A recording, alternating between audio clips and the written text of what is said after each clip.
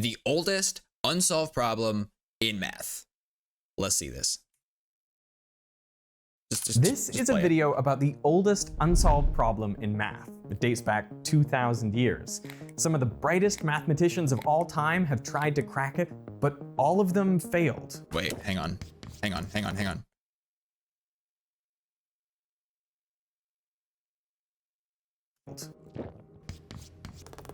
In the year 2000, the Italian mathematician Pier Giorgio Odefreddi listed it among 4 of the most pressing open problems at the time. Solving this problem could be as simple as finding a single number. So mathematicians have used computers and checked numbers up to 10 to the power of 2,200. But so far they've come up empty-handed. Why Any math lords? Any math lords in chat? do you think this problem has captured the imaginations of so many mathematicians? It's old. It's simple. It's beautiful. What else could you want? So the problem is this: do any odd perfect numbers exist? So what is a perfect number? That's it? Do any odd perfect numbers exist?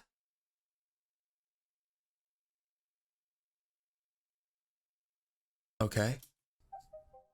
Well, take the number 6, for example. You can divide it by 1, 2, 3, and 6, but let's ignore 6 because that's the number itself. And now we're left with just the proper divisors. If you add them all up, you find that they add to 6, which is the number itself. So numbers like this are called perfect. You can also try this with other numbers, like 10. 10 has the proper divisors 1, 2, and 5. If you add those up, you only get 8. So 10 is not a perfect number. Obviously. Now you can repeat this for all other numbers, and what you find is that most numbers either overshoot or undershoot. Between 1 and 100, only 6 and 28 are perfect numbers. Okay. Go up to 10,000 and you find the next 2 perfect numbers: 496 and 8,128. All even. These were the only perfect numbers known by the ancient Greeks, and they would be the only known ones for over 1,000 years. If only we could find a pattern that makes these numbers, then we could use that to predict more of them. So what do these numbers have in common? Well, one thing to notice is that each next perfect number is 1 digit longer than the number that came before it. Another thing they share is that the ending digit alternates between 6 and 8, which also means they are all even. Okay. But here's where things get really weird. That was a weird You cut. can write 6 as the sum of 1 plus 2 plus 3, and 28 as the sum of 1 plus 2 plus 3 plus 4 plus 5 plus 6 plus 7, and so on for the others as well. They are all just the sum of consecutive numbers. Naturally, and obviously, you can think of each that. additional number as adding a new layer, and so these create a triangle, which is why these numbers are called triangular numbers. Also, every number except for 6 is the sum of consecutive odd cubes. So 28 is 1 cubed plus 3 cubed. 496 is equal to 1 cubed plus 3 cubed plus 5 cubed plus 7 cubed. And 8,128 is equal to 1 cubed plus 3 cubed plus 5 cubed plus 7 cubed plus 9 cubed all the way up to 15 cubed. But here's the one that really blows my mind. If you write these numbers in binary, you ready to get mind blown, chat? 6 becomes 110, and 28 becomes 11100. 496 becomes 111110000, and 8,128, you guessed it, it is also a string of ones followed by a series of zeros. So it's computer code. So if you write them out, Naturally. they are all just consecutive powers of 2. Of course. Yeah, okay.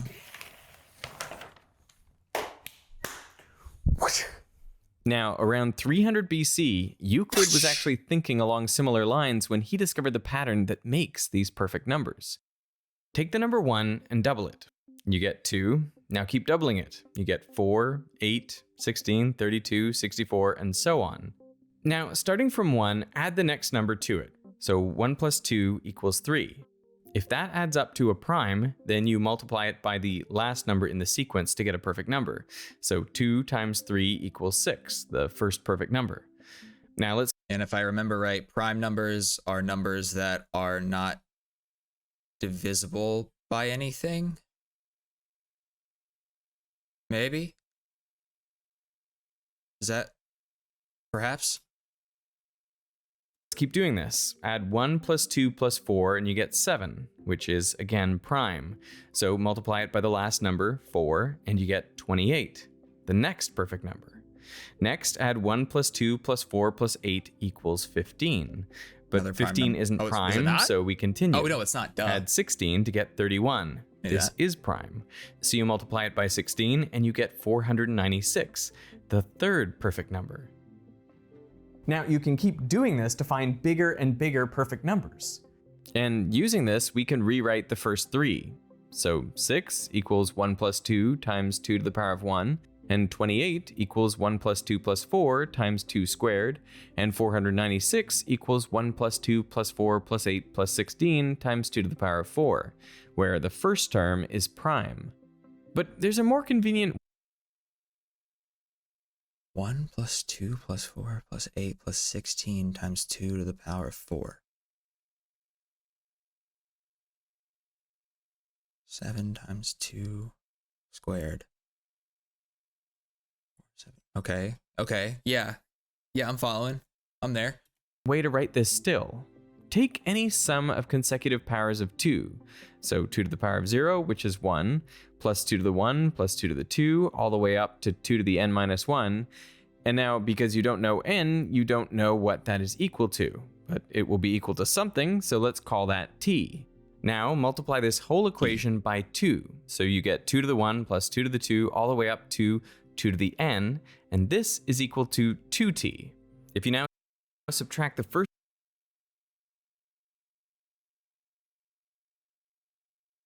1 plus 2 to the 1 plus 2 to the 2 plus all the way up to the 2n minus 2 plus 2n minus 1. Where does the n come into play?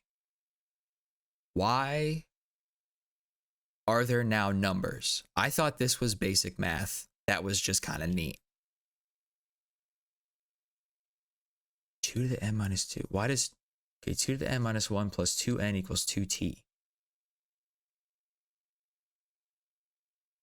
Okay. first equation from the second, almost all the terms will cancel out, and you're left with t equals 2 to the n minus 1.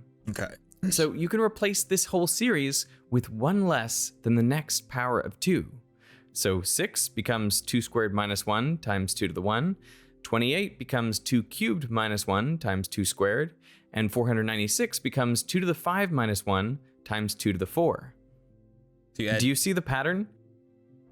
You see the pattern, chat? 6 equals 2 squared minus 1. Okay. So it's always, yeah, on the 2 on the right is always, oh, that number multiplied by 2 plus 1. So 2 to the 1 times 2 is 2 squared. Well, no, then that would be 2 to the 4th. 2, 3, 5. This number is always one more than this. So if we call this p, then Euclid's formula that gives a perfect number is 2 to the p minus 1 times 2 to the p minus 1, whenever this is prime. Now, because you're multiplying it by 2 to the p minus 1, which is even, this will always give an even number. Euclid had found a way to generate even perfect. So I guess that would explain why it's always even. It's like, I guess you can have a perfect number that's not even. I guess that's the question. Can you have a perfect number that's not even? I mean, I'm no math magician, but it looks like the answer is no. If that always equals an even number, right? Isn't it like K-shut? Perfect numbers. but he didn't prove that this was the only way. So Oh, for fuck's sake. For frick's sake. there could be other ways to get perfect numbers, including potentially ones that are odd. 400 years later, the Greek philosopher Nicomachus published Introductio Arithmetica, the standard arithmetic text for the next 1,000 years. In it, he stated 5 conjectures, statements he believed to be true, but did not bother actually trying to prove. His conjectures were: 1. He started Twitter. The nth perfect number has n digits. 2. All perfect numbers are even. 3. All perfect numbers end in 6 and 8 alternately. 4. Euclid's algorithm produces every even perfect number. And 5. There are infinitely many perfect numbers. For the next 1,000 years, no one could prove or disprove any of these conjectures, and they were considered facts. Until now. But in the 13th century, Egyptian mathematician Ibn Fallas published a list with 10 perfect numbers and their values of p. 3 of these perfect numbers turned out not to be perfect at all. You liar! The remaining ones are. The 5th perfect number is 8 digits long, which disproves Nicomachus's first conjecture. And the next thing to notice is that both the 5th and 6th perfect number end in a 6. They don't So alternate. that disproves Nicomachus's third conjecture, that all perfect numbers end in a 6 or 8 alternately. 2 conjectures were proven false, but what about the other 3? 2 Okay. centuries later, the problem reached Renaissance Europe, where they rediscovered the 5th, 6th, and 7th perfect numbers. So far, every perfect number had Euclid's form, and the best way to find new ones was by finding the values of p that make 2 to the p minus 1 prime. So French polymath Marin Mersenne extensively studied numbers of this form. In 1644, he published his results in a book, including a list of 11 values of p for which he claimed they corresponded to primes. Numbers for which this is true are now called Mersenne primes. Of his list, the Okay. first 7 exponents of p do result in primes, and they correspond to the first 7 perfect numbers. But for some of the larger numbers, like 2 to the 67 minus 1, Mersenne admitted to not even checking whether they were prime. To tell if a given number of 15 to 20 digits is prime or not, all time would not suffice for the test. Okay. Mersenne discussed the problem of perfect numbers with other luminaries of the time, including Pierre de Fermat and René Descartes. In 1638, Descartes wrote to Mersenne, "I think I can show that there are no even perfect numbers except those of Euclid." He also believed that if an odd perfect number does exist, it must have a special form. It must be the product of a prime and the square of a different number. If he was right, these would easily have been the biggest breakthroughs on the problem since Euclid. So you're just taking numbers and like stitching them together to see if they make other numbers in the way that you stitched them together? But are there any like did he just pull that formula? Like, did he just decide that like, yes, this is the formula that's going to happen? Or is that like based on some kind of advanced arithmetic that I'm too much of a ninny to know already? I don't know. 2,000 years earlier. But Descartes couldn't prove either of those statements. Instead, he wrote, "As for me, I judge that one can find real odd perfect numbers. But whatever method you use, it takes a long time to look for these." Around 100 years later, at the St. Petersburg Academy, the Prussian mathematician Christian Goldbach met a 20-year-old math prodigy. The two stayed in touch, corresponding by mail, and in 1729, Goldbach introduced this young man to the work of Fermat. At first, he seemed indifferent, but after a little more prodding by Goldbach, he became passionate about number theory, and he spent the next 40 years working on different problems in the field. Among them was the problem of perfect numbers. This prodigy's name was Leonhard Euler. Love me some number Euler theory. picked up where Descartes had left off, but with more success. In doing so, he made 3 breakthroughs on this problem. First, in 1732, he discovered the 8th perfect number, which he had Pog? done by verifying that 2 to the 31 minus 1 is prime, just as Mersenne How'd they get the number in XQC's bank account? Damn. had predicted. For his other two breakthroughs, he invented a new weapon, the sigma function. All this function does is it takes all the divisors of a number, including the number itself, and adds them up. So take any number, say 6. Sum up all its divisors and you get 12, which is twice the number we started with. And this will be true for all perfect numbers. The sigma function of a perfect number will always give twice the number itself, because the sigma function includes the number as one of its divisors. Now, this may seem like a small change, but it ends up being extremely powerful. So let's look at a few examples. Take a prime number, like 7. Now, because it's prime, you can't rearrange it into a rectangle. Therefore, the What? When did shape? I mean, I know we were talking about the triangle number, but where'd the rectangle come into this? Is that this thing? Does that mean? Oh, I think I get it. So like if a rectangle would be if it was divisible by itself or divisible by anything. only divisors are 1 and the prime itself. Okay, yeah. So it's only divisible by itself and 1. Right, because it's a prime number. So you can't make a square or a rectangle. Naturally, basic math. So sigma 7 is 1 plus 7, which is equal to 8. Now, to keep this is the sigma function. things easier to follow, we'll just stick to the numbers. But what if instead of 7, you had 7 cubed? Well, again, the sum of the divisors is really simple. It's just 1 plus 7 squared plus 7 cubed. Now let's use it on a different number, say 20. The sum of its divisors is 1 plus 2 plus 4 plus 5 plus 10 plus 20, which equals 42. But you can also write this as 1 plus 2 plus 4 times 1 plus 5. And this is what really makes the sigma function so powerful. If you have a number that is made up of other numbers that don't share factors with each other, then you can split up the sigma function into the sigma functions of the prime powers that make it up. So sigma of 2 squared times sigma 5 is equal to sigma 20. Wait, go back. So you can, with the sigma function, you can break it down to, say that again? We're learning, chat. Get your thinking caps.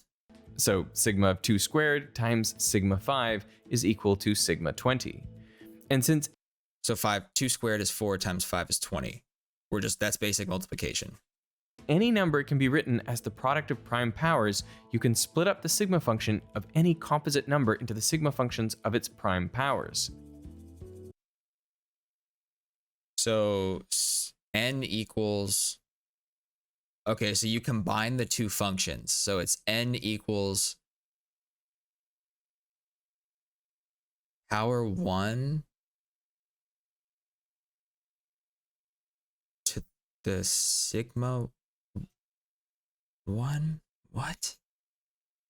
Times power 2 to sigma 2 all the way up to power n to sigma n.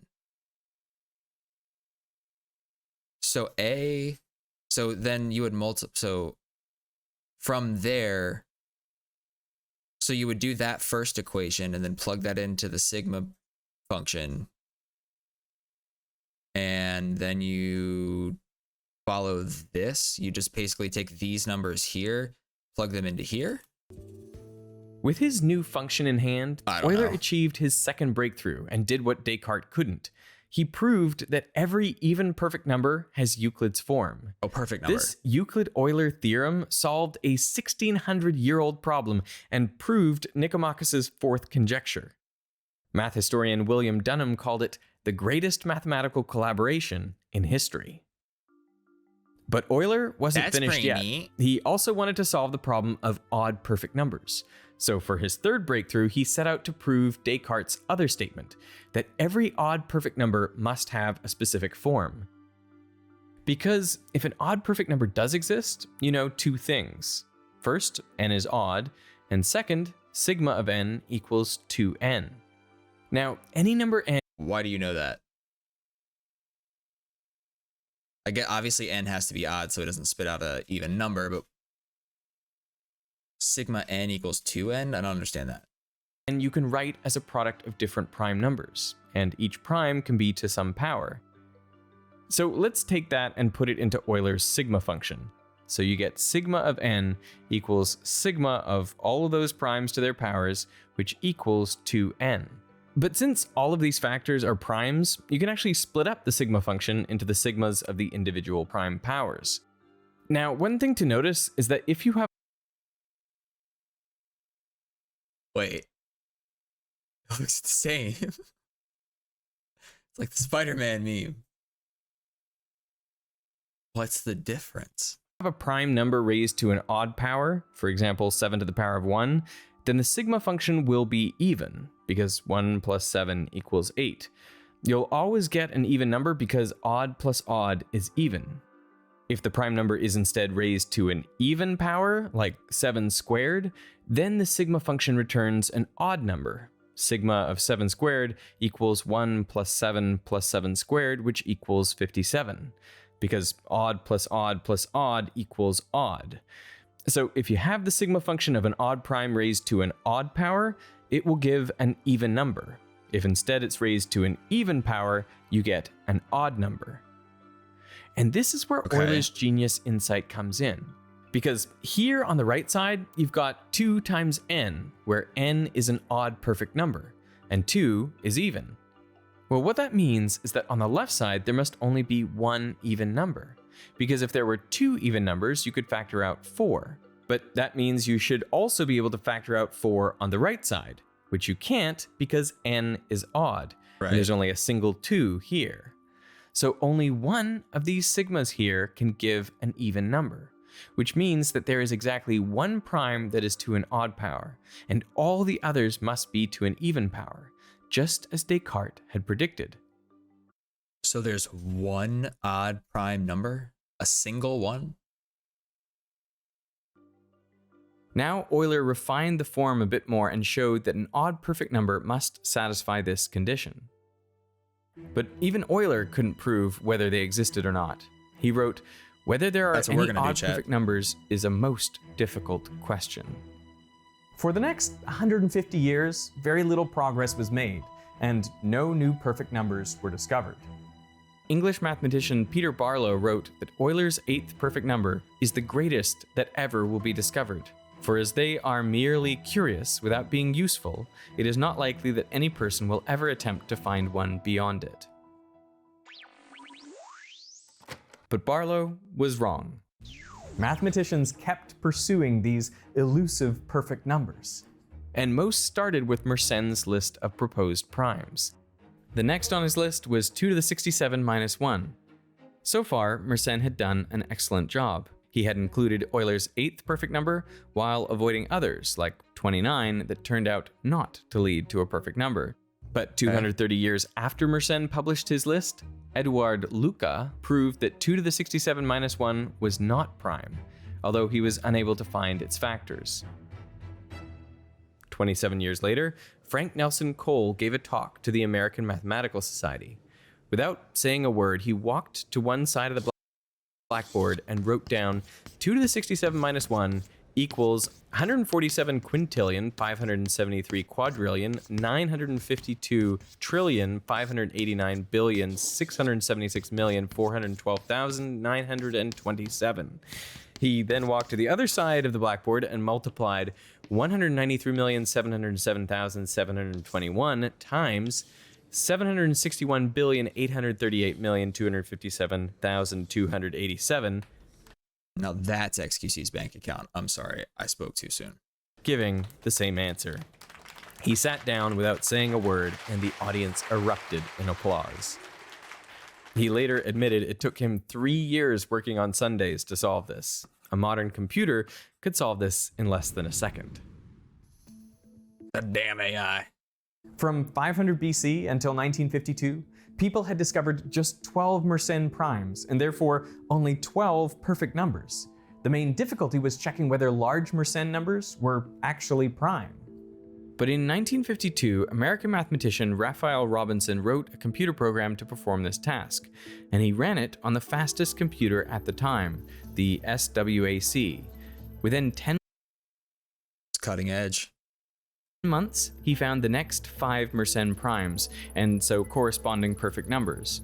And over the next 50 years, new Mersenne primes were discovered in rapid succession, all using computers. The largest Mersenne prime at the end of 1952 was 2 to the power of 2,281 minus 1, which is 687 digits long.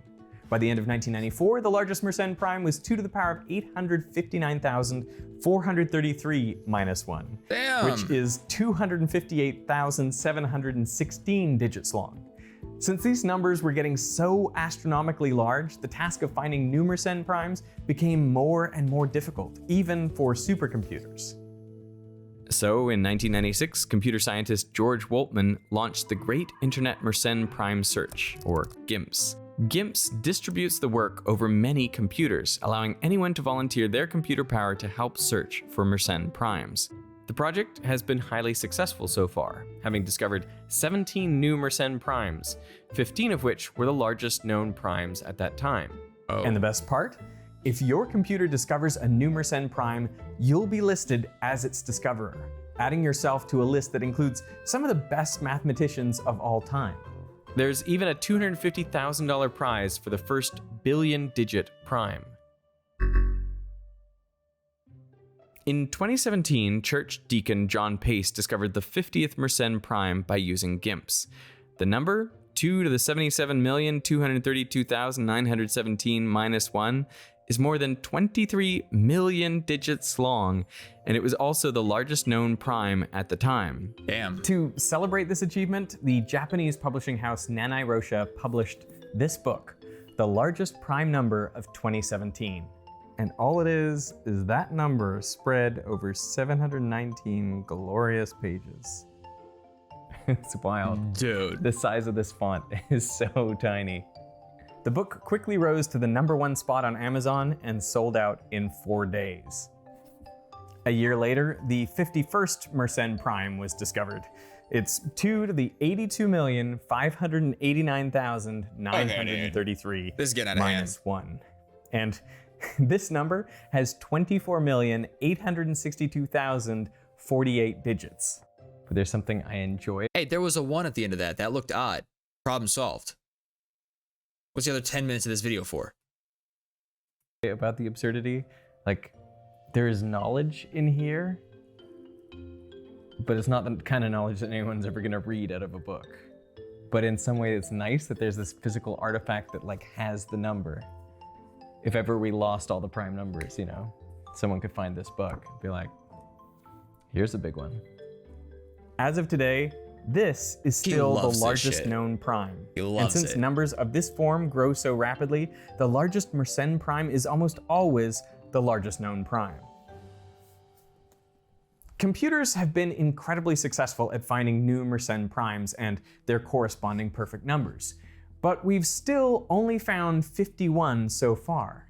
So you might suspect that there are only a finite number of them, which would mean that Nicomachus's 5th conjecture would be false, that there aren't infinitely many perfect numbers. But that might not be the case. The Lenstra-Pomerantz-Wagstaff conjecture predicts how many Mersenne primes should appear based on how large P is. Now, this is the actual data. The conjecture performs remarkably well, but more importantly, it predicts that there are infinitely many Mersenne primes, and so infinitely many even perfect numbers. So we're just gonna keep going with this. The Mersenne primes are just so large and rare that they take a lot of time and computer resources to find. But a conjecture is not a proof, and up until this day, this problem shares the title of oldest unsolved problem in math with the other open problem: do any odd perfect numbers exist? The easiest way to solve this problem is by finding an example.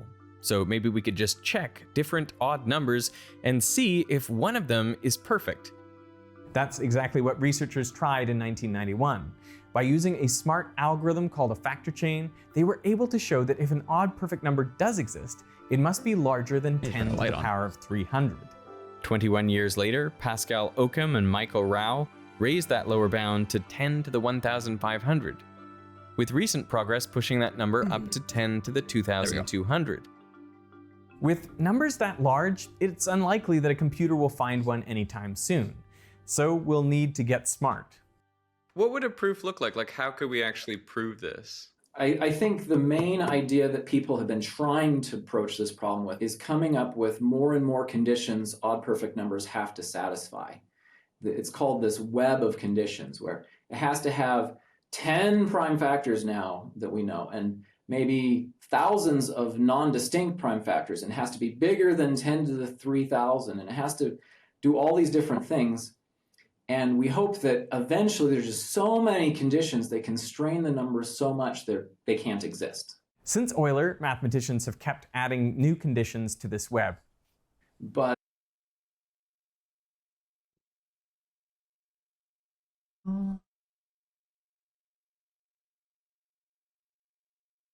like, how do they find all this out? Like, how do you confirm this? How does somebody sit down and they're like, I'm going to prove this? so far it hasn't worked.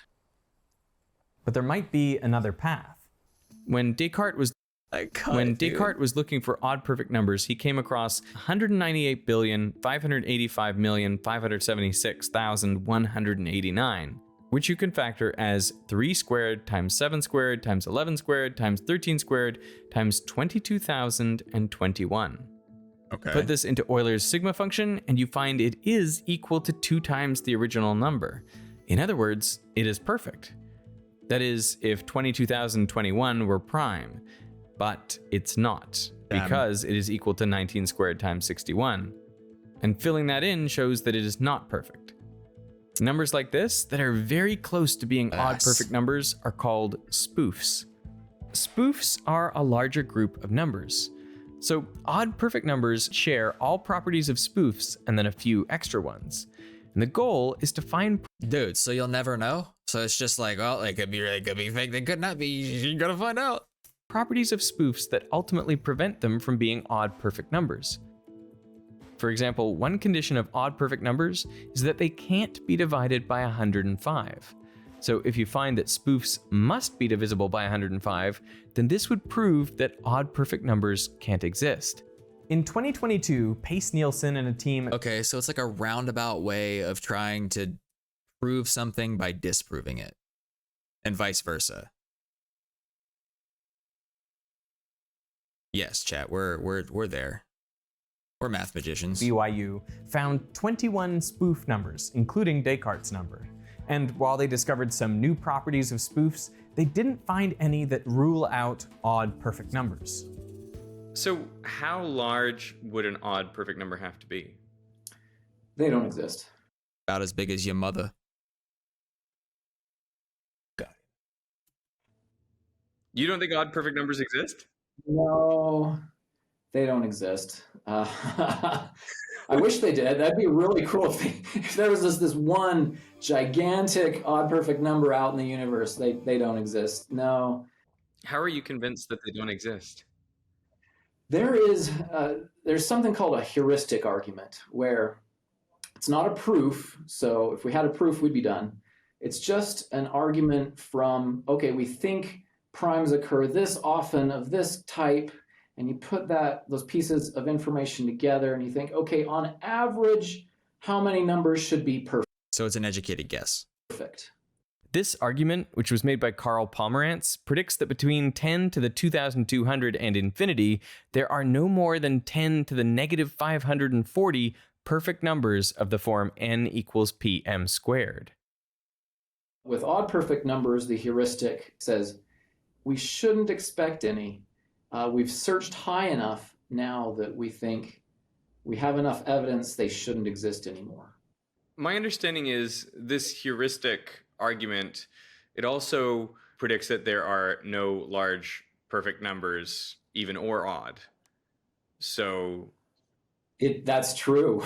So there's a downside to this. Yeah, there's a downside because it says there shouldn't be large, even perfect numbers, and we actually expect there to be infinitely many. And so, okay, so why do I believe the heuristic in this case and not this case? You're right. Am I being hypocritical about that? There are other aspects you can add on to the heuristic and make it stronger. Let me put it that way. But you're right, it's not a proof. For now, this is still the oldest unsolved problem in math. Euler was right when he said, whether there are any odd perfect numbers is a most difficult question. So, are there any applications of this problem? I can say no. Now, many people may We think love useless math. that if there are no applications to the real world, then there's no point studying it. Why should anyone care about some old unsolved problem? But I think that's the wrong approach. For more than Wrong. 2,000 years, number theory had no real-world applications. It was just mathematicians following their curiosity and solving problems they found interesting, proving one result after another and building a foundation of useless mathematics. But then in the 20th century, we realized that we could take this foundation and base our cryptography on it. This is what protects everything from text messages to government secrets. Whenever you have a group of people put their minds towards a problem, something good's going to come out of it. If it's only at the beginning, this doesn't work. Okay, well, as Edison said, I learned 999 ways of not making a light bulb. Eventually, I got a good way to do it. It's the same with math. You have a problem and you throw your mind at it, and others do too, and you come up with new ideas, and eventually something good comes from that process. Einstein's general relativity was built on non-Euclidean geometries. Geometries that were developed as intellectual curiosities without foresight of how they would one day change the way we understand the universe. How many people do you think are working on the problem of perfect numbers right now? I'd guess around 10 people currently have papers in the area, 10 to 15. If you're a high schooler and you just love mathematics and you think, I want a problem to think about, this one's a great problem to think about, and you can make progress, you can figure out new things. Yeah, don't be scared. Hundreds of people have thought about this problem for thousands of years. What can I do? You can do something. Why should you do math if you don't know that it will lead anywhere? Well, because doing the math is the only way to know for sure. Yep. You can't tell in advance what the outcome will be. Like, this problem might turn out to be a dud. We might solve it and it might not mean anything to anyone. Or it could turn out to be remarkably helpful. The only way to know for sure is to try. That was really cool. I don't know. I hope y'all didn't think that was boring. That was actually really neat. I was going to try in vain at the end of this to try to, like, for shits and giggles, try to figure that out. But I'm going to be honest with you. I don't even think I would know where to begin.